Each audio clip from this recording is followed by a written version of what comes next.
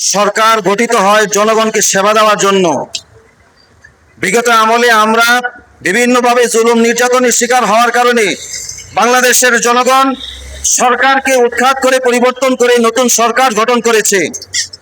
তো আমরা চাই যে এই সরকারও আমাদের পাশে থাকবে, আমাদের সেবা দিবে।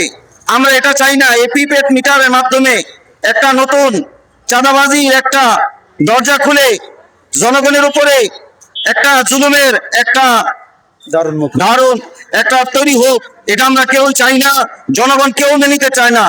এই জন্য আমি সরকারের কাছে আহ্বান জানাবো, আপনারা এরকম ভাবে বিভিন্ন ধরনের প্রিপেড মিটার এবং এগুলো না করে, বিদ্যুতের মূল্য বৃদ্ধি না করে, বরং আপনারা দুর্নীতি কমানোর চেষ্টা করুন, সেই দিকে আপনারা লক্ষ্য করুন। তাহলে দেখবেন আমরা আমাদের এই বাড়তি খরচের আর কোনো প্রয়োজন নেই। গোড়া ঠিক করুন, দেশ এমনি সুন্দর হয়ে যাবে। ধন্যবাদ সবাইকে, ধন্যবাদ যারা আসছেন সবাইকে কৃতজ্ঞ।